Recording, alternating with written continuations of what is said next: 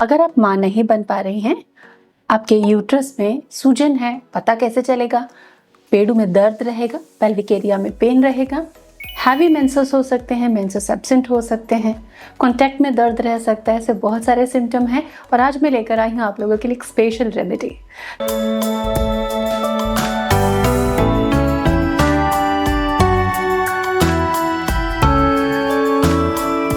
So hello and welcome again, Prerna's Fertility Care. I'm your dietitian and today I'm going to share amazing ideas to cure your uterus problems. आप सभी के uterus से regarding problems जैसे कि uterus में सूजन होना, uterus का सामान्य से बड़ा आकार हो जाना, कई बार आपने सोनोग्राफी में रिपोर्ट में पढ़ा होगा। तो ऐसी प्रॉब्लम क्यों होती है? तो डेली रूटीन में आप क्या करें जिससे कि ये ठीक हो जाए और आप सफलतापूर्वक गर्भ धारण कर सके बिना दवा के। बिल्कुल नेचुरल और जड़ से इलाज होता है इन तरीकों से, क्योंकि आप कंप्लीट फिट होते हो। सो आप प्रेरणास फर्टिलिटी केयर चैनल को ज़रूर सब्सक्राइब कीजिए। आप चाहें तो हमें YouTube mom and Prerna's diet clinic पर भी मिल सकते हैं, वहाँ पे भी आपको डिफरेंट टेस्ट देखने को मिलता है। आप इंस्टाग्राम और फेसबुक पर भी हमें फॉलो कर सकते हैं। अगर आपके यूट्रस में फाइब्रॉइड्स हैं, यूट्रस में सूजन है जिसको कि मेडिकल टर्म में एडेनोमायोसिस की कंडीशन कहते हैं, कई बार इन्फेक्शन की वजह से भी, लंबे समय तक इन्फेक्शन रहने से भी ये प्रॉब्लम हो जाती है।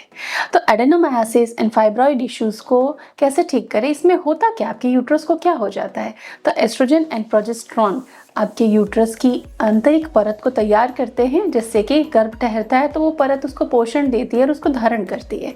लेकिन अगर हार्मोन असंतुलित हो और गर्भाशय की आंतरिक परत बहुत बढ़ जाए, वहाँ पे फाइब्रॉइड एंड पॉलीपॉइडल ग्रोथ्स हो जाए, ऐसे में आप गर्भ धारण नहीं कर पाती। कई बार फाइब्रॉइड की पोजीशन ऐसी होती है कि जैसे जैसे प्रेगनेंसी बढ़ती है वो भी बढ़ता है और प्रेगनेंसी में रिस्क भी रहता है। कई बार ये सेफ भी होता है। तो अगर आप कंसीव ही नहीं कर पा रही हैं तो उसका क्या करें? आइए आज की रेमेडी समझते हैं। लेकिन एक बहुत बड़ा कारण है जो आपको जानना होगा कि हाई एक्सपोजर जब होता है एस्ट्रोजन का। एस्ट्रोजन क्या है?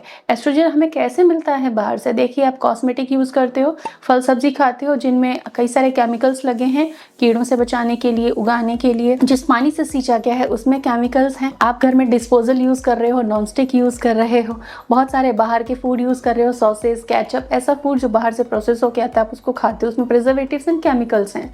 आपके घर में फर्नीचर है, कारपेट है, उसमें भी कई सारे केमिकल्स हैं। तो हम जैसे जैसे नेचर से दूर हो गए हैं और केमिकल की तरफ बढ़ गए हैं, आर्टिफिशियल वर्ल्ड की तरफ बढ़ रहे हैं, ग्लैम की तरफ, तो हमारा केमिकल एक्सपोजर बढ़ रहा है। क्या करें? इस केमिकल एक्सपोजर को बॉडी खुद से दूर कर लेती है, लेकिन हमारा डाइट पैटर्न बिगड़ने की वजह से ये केमिकल्स बॉडी से नहीं निकल पा रहे हैं। अगर तो आइए रेमेडी सीखते हैं। और हाँ, आपको प्रॉमिस करना होगा आप इन्हें सही तरीके से फॉलो करेंगे तभी आपको अच्छे रिजल्ट मिलेंगे। हेल्थ से रिलेटेड और भी एडवांस इंफॉर्मेशन जानने के लिए आप मुझे प्रेरणास डाइट क्लिनिक पे जरूर फॉलो करें। डिस्क्रिप्शन में चैनल का लिंक दिया है।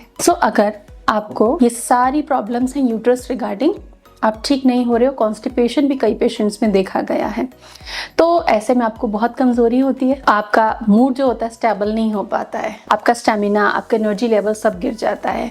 अब करना क्या क्या है आपको? एक तो आपको डिनर के टाइम कोई भी कार्बोहाइड्रेट या अनाज यूज नहीं करना। दालें और सब्जियां ये चैलेंजिंग नहीं है, बहुत ही इंटरेस्टिंग है।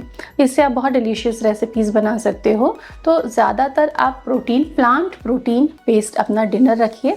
8 बजे से लेट डिनर नहीं करना है आपको। अगर आप नॉनवेज लेते हैं तो आप चिकन ले सकते हैं, लेकिन जब भी आप नॉनवेज लेते हो तो थोड़ा सैलड ज़रूर उसमें रखो और थोड़ा नींबू का इस्तेमाल आप उसमें ज़रूर करो, जिससे वो ईजी डाइजेस्ट हो। तो आपको सुबह उठते ही 2 तरह के पानी यूज़ करने हैं। कभी आप हल्दी का पानी ले सकते हो, 1 गिलास आपने गुनगुना पानी लिया। आप नॉर्मल वाटर भी ले सकते हो रूम टेम्परेचर पे, और कई लोग चाहें, उनको सूट करता है तो वो गुनगुना पानी भी ले सकते हैं। कई लोग चाय बनाकर भी ले सकते हैं। तो उसमें आपको थोड़ी सी नेचुरल हल्दी लेनी है। देखिए, मार्केट से जो आप हल्दी लाते हो उसमें शुद्धता की गारंटी आप भी नहीं दे सकते, मैं भी नहीं दे सकती, जब तक कि वो लैब में हम टेस्ट ना करें। तो इसीलिए बहुत अच्छा होगा कि आप मार्केट से हल्दी की गांठ लाइए, आंबा हल्दी जो मेडिसिनल यूज़ में आती है, एंड उसको आप घर में कूट लीजिए, कूट कर मिक्सर में पीस लीजिए, या फिर बल्क में आप बना के रख लीजिए घर के डेली यूज़ के लिए भी। मार्केट में अक्सर आपको मसाले पीसने की दुकानें मिल जाती हैं। तो आपको शुद्ध हल्दी हर रोज़ पानी में लेना है जब तक कि प्रॉब्लम ठीक नहीं हो जाती। 1 महीना लीजिए, असर आपको दिखने लगेगा। हल्दी का करक्यूमिन क्या करता है, जो टिश्यू की ग्रोथ होती है, जो सूजन है, जो इन्फ्लेमेशन है, जो दर्द है, इसको कम करता है। और यही सब कुछ आप दवाओं में खाते हो, लेकिन वो सिंथेटिक फॉर्म होता है। हम आपको नेचुरल तरीका बता रहे हैं, और नेचुरल तरीकों के कभी साइड इफ़ेक्ट नहीं होते। आप निश्चिंत ले सकते हो इनको। और कभी आपको लगता है कि यस, इससे मुझे हीट हो रही है, आप 2-4 दिन रोक सकते हो या क्वांटिटी को कम करके ले सकते हो। इसके अलावा अगर आपको इन्फेक्शंस, पीआईडी की वजह से यूट्रस इश्यूज आ रहे हैं, तो आप अजवाइन का पानी हर रोज़ पीना चालू कीजिए। अजवाइन की मात्रा कम रखिए, ओवरनाइट सोक कीजिए, छान लीजिए और सुबह खाली पेट पानी पी लीजिए, बहुत आराम होगा। लहसुन और शहद का रेमेडी भी आप फॉलो कर सकते हो। 2 लहसुन की कलियाँ आपको लेनी है, क्रश करना है बहुत अच्छे से, 1 मिनट क्रश करके छोड़ देना है, और उसके बाद हनी मिला के उस चम्मच में पूरा भर लीजिए, चम्मच को हनी से उंगली से मिला के, और उसे आप खा लीजिए। It's magical. हॉट कॉम्प्रेस आप दे सकते हो, जब भी पेट में भारीपन लगे, दर्द महसूस हो, आप हॉट कॉम्प्रेस दे सकते हो। पानी की गर्म बॉटल से गर्म टॉवल को गर्म पानी में भिगो के आप सिकाई कर सकते हो। नीरगुंडी के तेल से आप हल्की मसाज कर सकते हो। कोई प्रेशर नहीं लगाना आपको, ऐसी मसाज करनी है, हल्के हल्के ऑयल एब्जॉर्प्शन पर ध्यान देना है, उंगलियां फेरनी है आपको। तो ये कुछ आइडिया हैं, फुल प्रूफ आइडिया हैं। जब तक आप फॉलो नहीं करेंगे, आपको इनका असर कैसे मिलेगा। सो फ्रेंड्स, ये फॉलो करना शुरू कीजिए, नतीजे आपके पीछे पीछे होंगे।